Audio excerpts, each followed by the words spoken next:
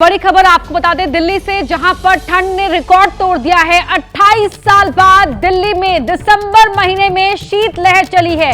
कल 4.9 degree Celsius दर्ज किया गया था न्यूनतम तापमान। आज सर्दी और बढ़ने का अनुमान है। बड़ी खबर मौसम से जुड़ी हुई। दिल्ली एनसीआर में आपको अपना ख्याल ज्यादा रखने की आवश्यकता है, ज्यादा एहतियात बरतने की आवश्यकता है, क्योंकि दिल्ली में ठंड ने 28 साल बाद रिकॉर्ड तोड़ा है। दिसंबर महीने में शीतलहर चली है और कल जो मिनिमम टेम्परेचर रहा वो रहा 4.9 डिग्री सेल्सियस। आज सर्दी और बढ़ने का अनुमान है।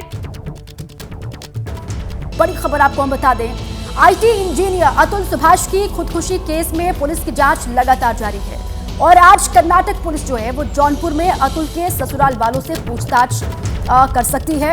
अतुल के ससुराल के लोगों से पूछताछ वहां पर टीम करेगी कर्नाटक पुलिस की। सुसाइड नोट में इंजीनियर ने ससुराल के लोगों पर गंभीर आरोप लगाए थे और इस बीच अतुल के ससुराल के लोग आज सुबह एक बार फिर से कैमरे पर रिकॉर्ड हुए, कैमरे पर दिखाई दिए, लेकिन मीडिया के सवाल पूछने पर वहां से निकल गए, सवालों का जवाब नहीं दिया। अतुल की सास और साले सुबह सुबह बाइक से कहीं पर चले गए, ये कहा जा रहा है। जौनपुर में अतुल की ससुराल वालों के घर पर फिलहाल ताला लगा हुआ है, ताला लटका हुआ दिख रहा है। कहाँ गए ससुराल वाले? सुबह सुबह एक बार फिर वो कैमरे पर नजर तो आए, लेकिन मीडिया कर्मी जो वहां पर मौजूद थे वो सवाल पूछने की कोशिश कर रहे थे। सवाल पूछे भी लेकिन जवाब नहीं दिए सवालों के और वहां से निकल गए। जावेद मेरे साथी इसी पर जानकारियों के साथ जुड़ चुके हैं, उन्हीं का सीधे आइए रुख करते हैं। जावेद, क्या जानकारी मिल पा रही है? कर्नाटक पुलिस की टीम भी वहां पर पहुंचने वाली है। खबर तो ये आ रही है कि आज टीम पूछताछ भी कर सकती है निकिता के परिवार वालों से, लेकिन सुबह सुबह कहाँ निकले परिवार वाले, कोई जानकारी मिल रही है क्या?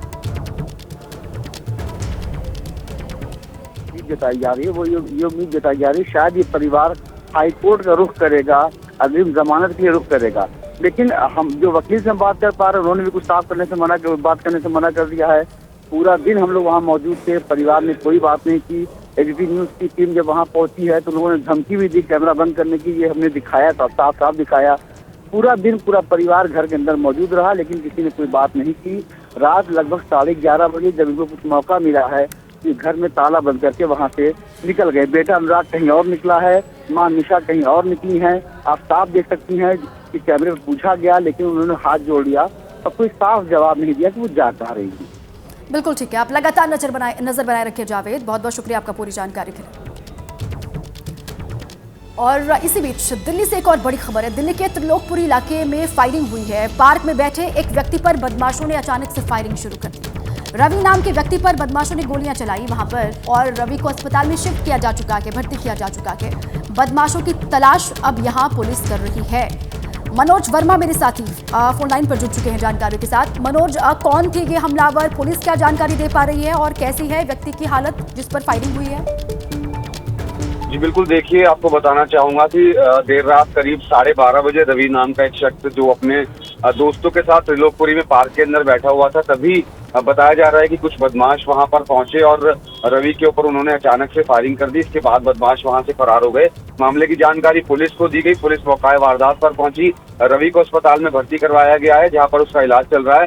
फिलहाल पुलिस ये जानने की कोशिश कर रही है कि आखिरकार किस वजह से बदमाशों ने रवि के ऊपर फायरिंग की है। क्या रवि की किसी से पुरानी दुश्मनी थी या गोली चलाने के पीछे कोई और वजह थी? तो अभी बदमाशों की तलाश लगातार जारी है। जी ठीक है, शुक्रिया मनोज आपका पूरी जानकारी के। बड़ी खबर आपको उससे रूबरू करवा दें। देखिए, जस्टिस शेखर यादव के खिलाफ महाभियोग की तैयारी चल रही है।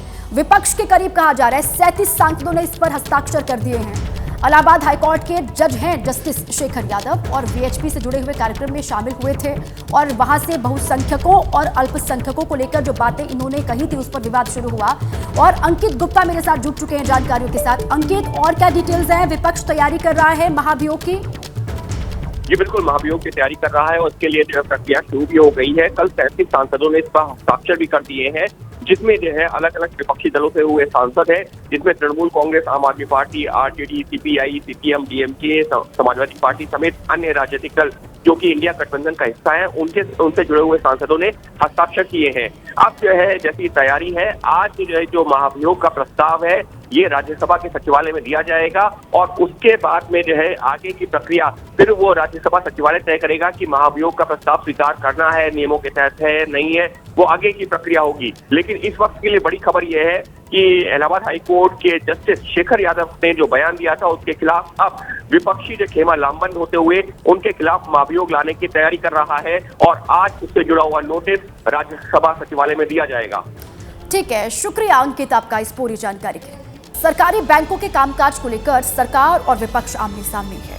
राहुल गांधी ने सरकारी बैंकों के कामकाज पर सवाल खड़े किए तो वित्त मंत्री निर्मला सीतारमण ने राहुल गांधी के आरोपों को बेबुनियाद बताया और आंकड़ों के जरिए जवाब दिया।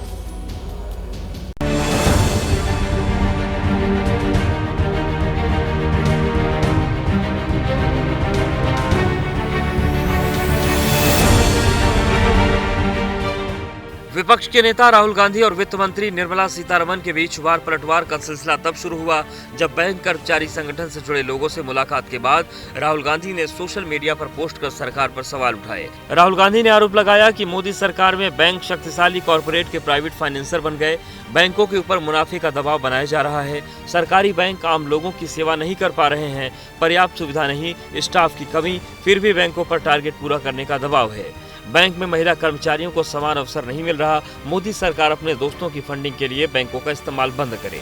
I just met the All India Banking Officers Association.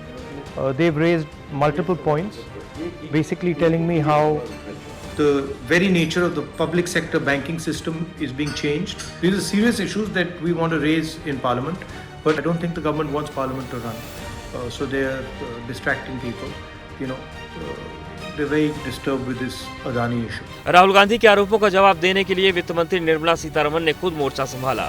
Nirmala ने राहुल के आरोपों को बेबुनियाद बताया और यूपीए के राज में बैंकिंग व्यवस्था में खामियां गिनाई। निर्मला ने कहा कि राहुल की बयानबाजी बेबुनियाद है, मोदी सरकार में सरकारी बैंक में अभूतपूर्व सुधार हुए हैं। यूपीए राज में लोन बांटने में पक्षपात से बिगड़ी थी सरकारी बैंकों की सेहत। यूपीए राज में सत्ता में बैठे लोगों के करीबियों के लिए बैंकों का एटीएम की तरह इस्तेमाल होता था। यूपीए में बैंक कर्मचारियों को डराकर चहेतों को मनमाना लोन दिलाते थे। निर्मला ने यह भी कहा कि हमारी सरकार ने फोन बैंकिंग के जरिए लोन देने की करतूत उजागर की। 10 साल में सरकारी बैंकों को 3,26,000 करोड़ रुपए दिए गए, 54 करोड़ जनधन खाते खुले, बिना गारंटी के 52 करोड़ ऋण बांटे गए।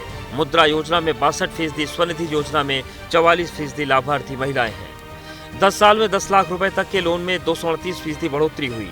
10 साल में 50 लाख रुपए तक के लोन में 300% बढ़ोतरी हुई। 2014 के बाद सरकारी बैंक में 3,94,000 कर्मचारियों की भर्ती हुई। निर्मला सीतारमण ने राहुल गांधी को दिए जवाब में यह भी बताया कि किस तरह बैंक में काम करने वाले कर्मचारियों की सुविधाएं बढ़ाई गई, वेतन में बढ़ोतरी हुई, महीने में 2 शनिवार को अतिरिक्त छुट्टी की व्यवस्था की गई। महाराष्ट्र से बड़ी खबर सामने आ रही है, उसे आपको रूबरू करवा दें। महाराष्ट्र के परभणी हिंसा पर बड़ी जानकारी है। परभणी हिंसा में अब तक 40 लोग गिरफ्तार किए गए हैं। फिलहाल स्थिति काबू में है, वहां पर हालात तनावपूर्ण हैं, लेकिन स्थिति नियंत्रण में है। परभणी में अभी भी भारी पुलिस बल तैनात है। वीडियो के जरिए उपद्रवियों की पहचान वहां पर पुलिस लगातार कर रही है। सूरज ओझा मेरे साथी इसी पर जानकारियों के साथ जुड़ चुके हैं। सूरज, क्या है ताजा हालात वहां पर? जी बिल्कुल, देखिए परभणी में जिस तरह की कल हिंसा हमने देखी, उसके बाद से एक्स्ट्रा एडिशनल फोर्सेस वहाँ डिप्लॉय की गई, आईजी रैंक के अधिकारी को वहाँ भेजा गया और फिलहाल जो खबरें सामने आ रही हैं उसके मुताबिक वहाँ पर फिलहाल शांति है। लेकिन अब उपद्रवी कौन थे, कौन कौन इसके पीछे थे, उनकी पहचान करने में पुलिस जुट चुकी है। जितने वीडियो सोशल मीडिया पर वायरल हुए हैं, जो स्थानीय सीसीटीवी फुटेजेस हैं, उसे स्कैन किया जा रहा है और कौन कौन इसमें शामिल था उन्हें आइडेंटिफाई करने का काम चल रहा है। फिलहाल अब तक 40 लोगों की पहचान हुई है जिनके खिलाफ कार्रवाई की जा रही है। पुलिस इस मामले में आगे की जांच कर रही है। रही बात संविधान के साथ छेड़छाड़ की बात, तो जो शख्स इसके पीछे था उसे गिरफ्तार कर लिया गया था। पुलिस ने जांच की, पता चला कि वो मानसिक रूप से बीमार शख्स है। इस मामले में भी आगे की जांच की जा रही है। ठीक है सूरज, आप लगातार नजर बनाए रखें। बहरहाल बहुत बहुत शुक्रिया आपका पूरी जानकारी के लिए।